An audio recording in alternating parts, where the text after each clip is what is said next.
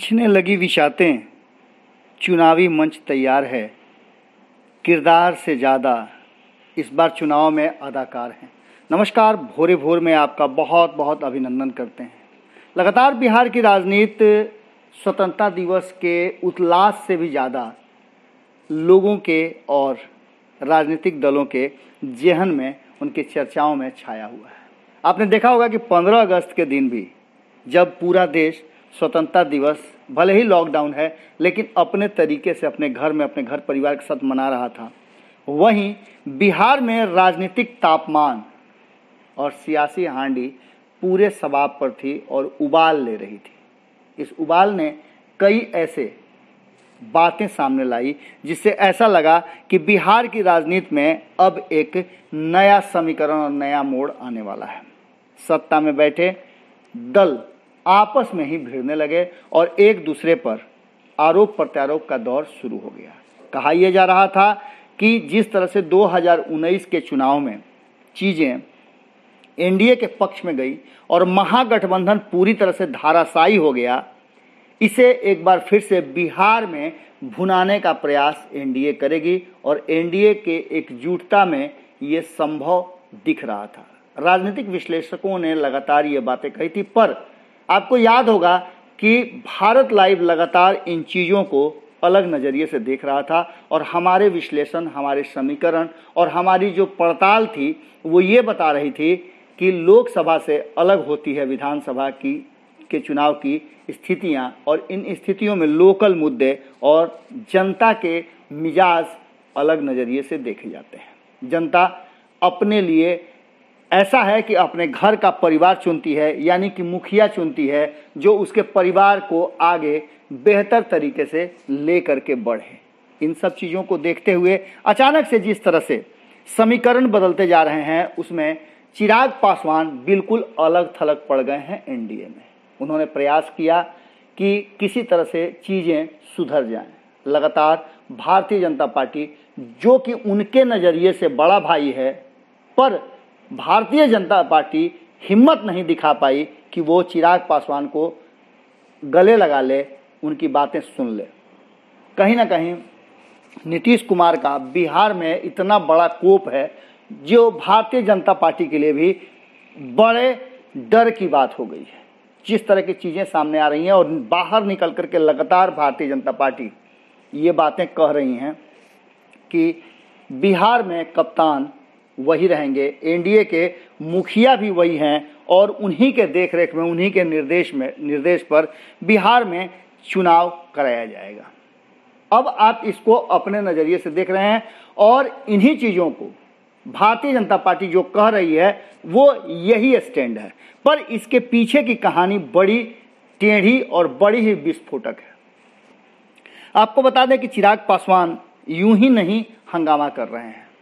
हमने आपको कई बार बताया है कि जो बछड़ा होता है वो खूंटे के जोर पर ही अपने आप को पूरा आजमाइश करता है। अगर खूंटा कमज़ोर हो तो वो कब्र जाता है। ऐसा ही कुछ चिराग के साथ हुआ है।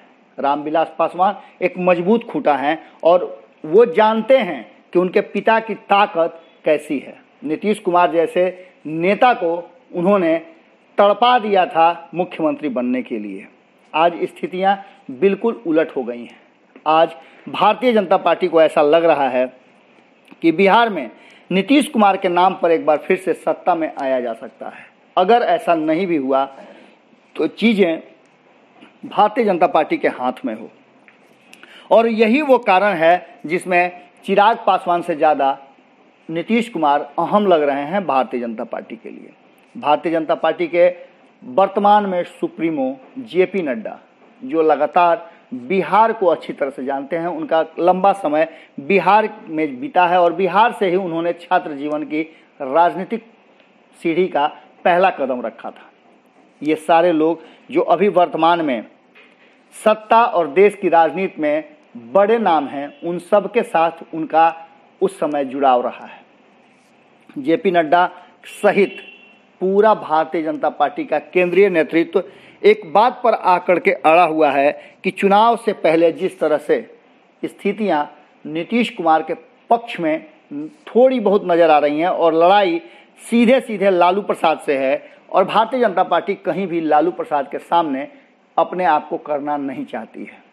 वही दाव, वही चीज़ें अपनाना चाहती है जिस दाव को लेकर के 2015 में भारतीय जनता पार्टी का इतना नाम होने के बावजूद, सारी रणनीति के बावजूद अचानक से झटका लगा था और इस झटका के पीछे कहीं ना कहीं लालू प्रसाद थे। लालू प्रसाद बिहार की राजनीति को बेहतर ढंग से समझते हैं और दूसरा अगर कोई बिहार की राजनीति को समझता है तो वो है नीतीश कुमार। नीतीश कुमार स्थितियों को, चीज़ों को वक्त के हिसाब से बदलने का मादा रखते हैं।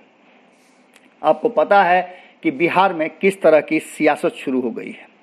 बीजेपी के एक बार फिर रुख साफ करने से, जबकि चिराग पासवान पूरी तरह से इस बात को कह चुके हैं कि वो नीतीश कुमार की नाकामियों और उनके द्वारा किए गए वादों को जनता के सामने रखेंगे जो उन्होंने पूरा नहीं किया है।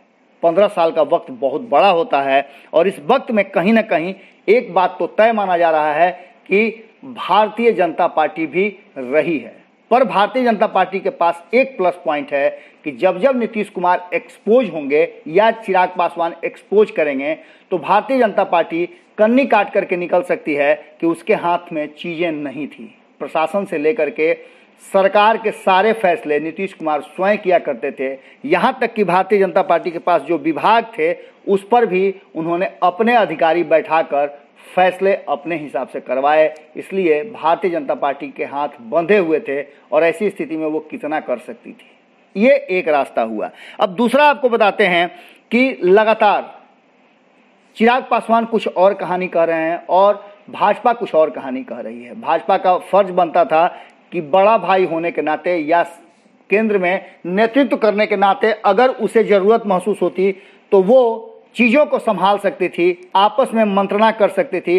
पर भारतीय जनता पार्टी ने इन चीज़ों को यथास्थिति छोड़ दिया और जैसे था वैसे ही सारी बातों को रहने दिया। इन दोनों की लड़ाई में किनारे बैठ करके भारतीय जनता पार्टी ने चीज़ों को खूब देखा। इसके पीछे दो कारण और महत्वपूर्ण थे। पहला तो ये कि भारतीय जनता पार्टी थोड़ा समय देना चाहती है बिहार की जनता को कि वो राम मंदिर से लेकर के अन्य मुद्दों पर जो भारतीय जनता पार्टी ने अपने एजेंडा में पिछले कई वर्षों से, कई दशकों से लेकर के चल रही थी, वो सारे लगभग पूरे हो चुके हैं। चाहे राम मंदिर का मुद्दा हो या धारा 370 हो या AAA का मुद्दा हो या फिर कश्मीर मुद्दा हो, इन सारे मुद्दों पर भारतीय जनता पार्टी ने अपने पुराने एजेंडे को पूरा कर लिया है और बिहार की जनता का मिजाज देखना चाहती है। दूसरा एक और चीज़ देखना चाहती है कि सीट शेयरिंग के फॉर्मूला में जिस तरह से चिराग पासवान ने चीज़ों को उल्टा पुल्टा कर दिया है, ज़्यादा सीटें मांग रहे हैं। ऐसी स्थिति में कहीं ना कहीं अगर वो एनडीए से बाहर हो जाते हैं तो जो सीटें बचेंगी उससे फ़ायदा भारतीय जनता पार्टी को होगा और चुनाव के बाद इसका उपयोग और प्रयोग वो कर सकती है। आपको बता दें कि जिस तरह से नीतीश कुमार ने एक रास्ता दिखाया है कि 2015 में उन्होंने भारतीय जनता पार्टी जैसी मजबूत धड़ा को गिरा करके बिहार में खुद सत्ता प्राप्त किया और उस समय उन्होंने उपयोग किया था लालू प्रसाद के जनाधार का, उनके आधार का। एक बार फिर भारतीय जनता पार्टी उसी दांव को अपनाना चाहती है और उस दांव के साथ आने वाले समय में अगर कोई स्थिति उसके पक्ष में नहीं भी आती है तो बाद में चल के समझौता करने या स्थितियों को अपने पक्ष में करने का एक अवसर अपने पास रखना चाहती है। आपको बता दें कि चुनाव के पहले जिस तरह से नीतीश कुमार को बार बार मुखिया बता रही है, वहीं चुनाव के बाद की स्थितियां क्या होंगी इसका कुछ भी कहना अभी मुश्किल है। आपने देखा होगा कि लगातार भारत लाइव और संपादक नमन मिश्रा जी इन बातों को कहते आ रहे हैं कि जो स्थिति अभी वर्तमान में है इस पर आप पूरी तरह से भरोसा नहीं कर सकते हैं। 2015 में बिहार का एक भी व्यक्ति ये कहने के लिए तैयार नहीं था कि नीतीश कुमार पुनः भाजपा के साथ चले जाएंगे। उन्होंने साफ तौर पे सदन में ये बातें कही थी कि जीते जी अब भाजपा के पास कभी नहीं जाएंगे। डीएनए तक बात उठ गई थी, लेकिन कुर्सी ऐसी चीज़ है जिसके चलते नीतीश कुमार ने अचानक से पाला बदला और फिर वो उसी भारतीय जनता पार्टी के साथ चले गए जिसे 2013 में उन्होंने ये कह के छोड़ दिया था कि अगर मोदी प्रधानमंत्री बन गए तो इस देश का नुकसान होगा, देश की स्थिति खराब हो जाएगी। पर वही आज भारतीय जनता पार्टी छोड़ दीजिए, नरेंद्र मोदी के लिए 2019 में वोट मांगते दिखे और उन्होंने मुख्यमंत्री के रूप में बिहार में घूम घूम करके लोगों से भिक्षाटन किया कि प्रधानमंत्री नरेंद्र मोदी को एक बार फिर बनाना जरूरी है, जिससे कि इस देश की स्थिति सुधर जाए। अब आपको बता दें कि इन सब में कहीं ना कहीं एक बड़ा पेंच है। शायद इस पेंच को नीतीश कुमार भी समझ रहे हैं और देखने वाली बात ये होगी कि अगर ये भारतीय जनता पार्टी का एजेंडा है तो इस एजेंडे में भारतीय जनता पार्टी ने अपने लिए रास्ता ढूंढ लिया होगा। एक बड़ी स्थिति है, ये स्थिति एनडीए के लिए भी विकट है। चिराग पासवान का स्टैंड क्या होता है, क्या करते हैं, इस पर बहुत कुछ निर्भर करता है। अभी चुनाव में घोषणाओं में थोड़ी देर है, लेकिन उससे पहले बिहार की राजनीति में जिस तरह से चिराग पासवान के सामने नीतीश कुमार को ला करके भारतीय जनता पार्टी ने एक बड़ा गेम खेला है, वो कहीं ना कहीं नीतीश कुमार के एजेंडे का हिस्सा है। चिराग पासवान और अन्य लोग ये चाहते थे कि इस मामले को, इस मुद्दे को और इस बार के चुनाव को त्रिकोणीय कर दे, पर भारतीय जनता पार्टी को ऐसा लग रहा है कि दुकोणीय मुकाबला में, सीधी टक्कर में कहीं ना कहीं पाला या तो इस करवट बैठेगा या उस करवट बैठेगा और बाद में स्थितियों को अपने हिसाब से भारतीय जनता पार्टी कर सकती है, ला सकती है और बिहार में सत्ता में आने की उसकी संभावनाएं प्रबल रहेंगी। क्या होगा ये तो वक्त बताएगा, पर इतना तय है कि कहीं ना कहीं रणनीति बनाने में भारतीय जनता पार्टी और नीतीश कुमार के साथ साथ आरजेडी और महागठबंधन भी कम नहीं है। अब इस बार रणनीति बना करके कौन उस शीर्ष कुर्सी पर बिहार के पहुंचता है, ये देखना दिलचस्प होगा। जुड़े रहें भारत लाइव के साथ। खबरों का सिलसिला यहाँ कभी नहीं थमता। अगर आपने, आपके संबंधियों ने, आपके परिचितों ने भारत लाइव सब्सक्राइब नहीं किया है तो उन्हें बता दें कि सबसे बेहतर और चीज़ों को सबसे सटीक रखने वाला चैनल आपका चैनल है, जो भारत लाइव है। नमस्कार।